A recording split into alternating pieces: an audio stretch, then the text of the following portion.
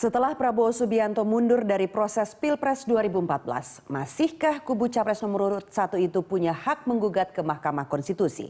Bagaimana dasar hukum Prabowo Subianto menggugat keabsahan pemilu? Dan sebaliknya, dapatkah Prabowo terjerat hukum?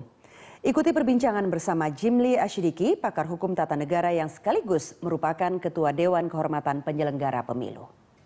Pak Jimli, ini terkait pernyataan Pak Prabowo yang menarik diri dari proses Pilpres. Ini ada konsekuensi hukum atau secara ketatanegaraan itu seperti apa sebetulnya, Pak? Ya, tentu tidak perlu dianggap terlampau serius ya, karena biasa terjadi selama 15 tahun ini. Misalnya saksi walk out, saksi tidak mau menandatangani berita acara, itu biasa. Jadi saya rasa kemarin itu kan hanya ekspresi ketidakpuasan dengan banyak masalah-masalah yang belum terjawab, kok sudah diputus, kira-kira begitu. Ya. Nah itu sekali lagi banyak kejadian serupa itu, cuma untuk tingkat Pilpres, nah baru kali ini, itu aja. Jadi kalau dari statementnya kan tidak ada statement mengundurkan diri sebagai capres, kan tidak ada begitu. Iya. Jadi berbeda dengan ketentuan yang diatur dalam Undang-Undang Pilpres yang sering disebut sebagai pengunduran diri yang diancam oleh pidana. Pidana, ya. Karena ini bukan mengundurkan diri dalam konteks seperti itu. Jadi Pak Jimli mengartikan itu sebetulnya hanya mengundurkan diri dari proses rekapitulasi sebetulnya. Saja. Dan itu biasa saja, tidak ada masalah. Tidak ada masalah. Toh akhirnya mereka kan punya ruang untuk berusaha, upaya hukum di MK. Bahwa itu mau dipakai atau tidak itu kan soal pilihan juga. Ya. Tapi kan itu dipertimbangkan juga oleh tim paslon 1 itu untuk kemungkinan ke MK. Artinya itu kan tidak mengundurkan diri dari statusnya sebagai capres. Jadi upaya hukum ini masih tersedia dan itu hak konstitusional dari paslon 1. Dan memang harusnya seperti itu. Iya, sebaiknya demikian. Tapi sekali lagi ini juga merupakan hak.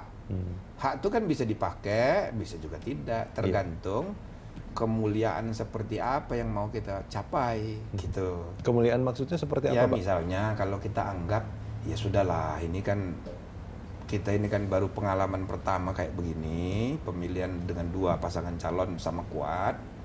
Maka untuk segera meredakan ketegangan, apalagi sekarang hiruk pikuk dunia pun sudah menerima ini, maka daripada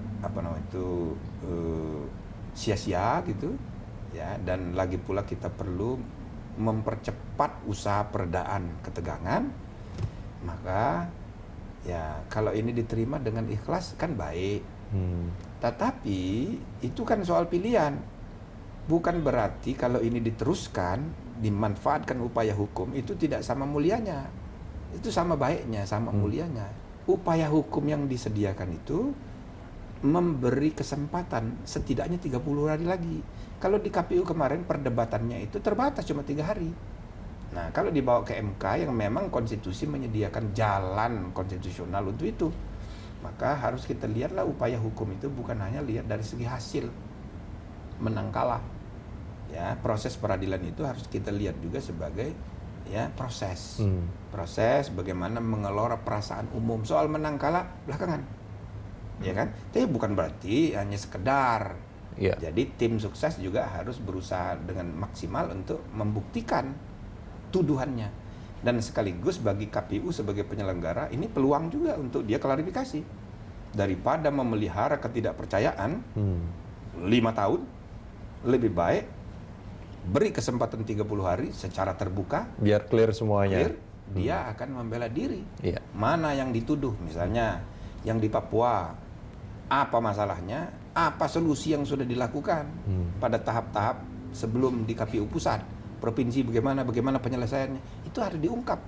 Begitu juga DKI yang dituduh 5 ribuan, diminta supaya PSU, tapi kan cuma 17, malah cuma 13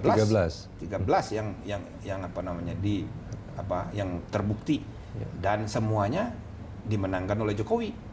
Ya, karena orang lalu pertama PSU itu memang tidak menyelesaikan masalah. Pertama, yang datang lebih sedikit. Yang kedua, orang yang memilih itu akan menyesuaikan dengan apa yang udah dia tahu siapa yang menang. Iya. Maka tidak menjadi solusi juga. Nah, jadi memang kasus yang di DKI ini harus dikelirkan. Benar nggak ini tuduhan? Karena kesimpulannya begitu buruk, ya kan? Karena kasus di DKI. Begitu juga kasus misalnya Nias. Nah, itu juga harus ada pembuktian. Jadi KPU tentu tidak mau dong pekerjaannya dianggap sia-sia Dan dianggap curang. Atau dia dianggap disepelekan. Mereka udah berjuang keras, ya kan, Ya. mengelola demokrasi ini. Tapi Pak Jimli, ini sebelum kita yang ke MK, apakah yang dilakukan oleh KPU kemarin setelah ada protes segala macam supaya rekapitulasi itu dihentikan, tapi mereka terus melaksanakan proses itu, apakah itu sudah tepat sebetulnya? Ya tidak boleh berhenti karena undang-undang sudah mengatur jadwal, tidak boleh melampaui sekian. Banyak sekali orang yang tidak memahami bahwa soal jadwal, soal waktu dalam urusan pemilu itu mutlak. Itu bukan urusan teknis tapi urusan substantif, ya, urusan prinsipil jadwal itu. Mengapa? Karena ini menyangkut soal siklus kekuasaan kepala negara. Ya. Tandanya negara ada kalau ada kepalanya. Kalau kepala negaranya tidak ada, itu tidak ada negaranya itu. Vacuum of power jadinya. Iya, nah, karena itu ini soal serius, sangat serius. Tanggal 20 Oktober, tanggal 22 dan 21 Agustus, tanggal 22 sudah diatur di undang-undang. Tidak boleh dimolor-molorin. Ya, apalagi hanya atas dasar kemanusiaan yang tidak jelas ukurannya, ya kan? Jadi KPU harus saklek. Ini kita bernegara, bukan ber-RT RW. Nah, jadi harus dimaklumi sikap KPU itu menjalankan ketentuan undang-undang. Memang mesti begitu.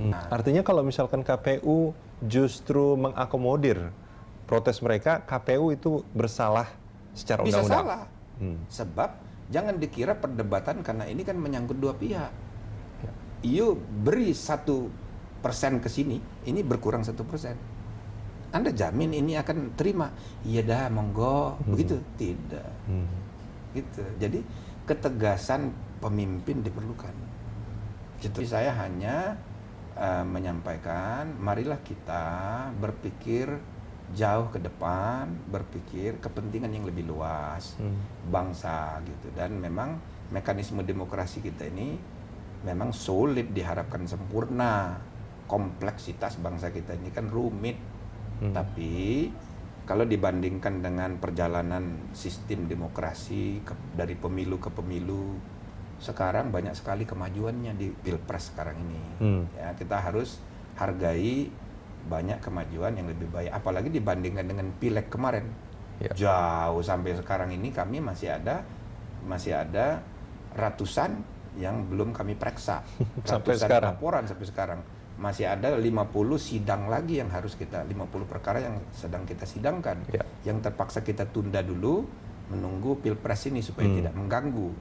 Tapi untuk kasus Pilpres ini tidak ada laporannya, baru 2. Ya, Pak Jimli, saya mencoba mengkonfirmasi sekali lagi. Artinya apa yang dilakukan oleh Pak Prabowo kemarin itu tidak ada konsekuensi hukumnya sama sekali.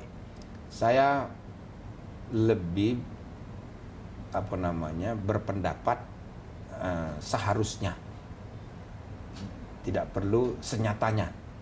Seharusnya kita jangan mempersoalkan hukumnya, ya, terlalu jauh menurut saya. Biarlah kita terima, kita hormati sikap yang ada di balik statement paslon 1 itu. Ini kan harus kita hargai sebagai ekspresi perasaan bukan individual, tapi 47% rakyat Indonesia yang memilih dia, ya, belum siap untuk mengucapkan selamat kepada calon terpilih. Dan itu harus dihargai. Kita butuh waktu sedikit lagi. Mari kita kelola ini dengan baik sehingga berjalan smooth, lancar. Kalau memang jadi ke MK, maka diproses secara terbuka. Kita percayakan kepada Mahkamah Konstitusi yang tentu saja akan independen, profesional, tidak berpihak. percayakanlah prosesnya itu nanti kepada Mahkamah Konstitusi 9 orang. Dan itu adalah memang satu-satunya jalur sebetulnya untuk penyelesaian. Satu-satunya jalur, satu-satunya tempat yang bisa mengubah pemenang menjadi kalah, yang kalah bisa menang. Apakah mungkin pembuktiannya? Sulit, tapi jangan ditutup kemungkinannya. Baik. Pak Jimli, terima kasih banyak sudah bersama kami. Sampai ketemu ya. Ya, demikianlah perbincangan saya dengan Ketua DKPP Jimli Asidiki. Saya Rudian Danu untuk Election Roundup.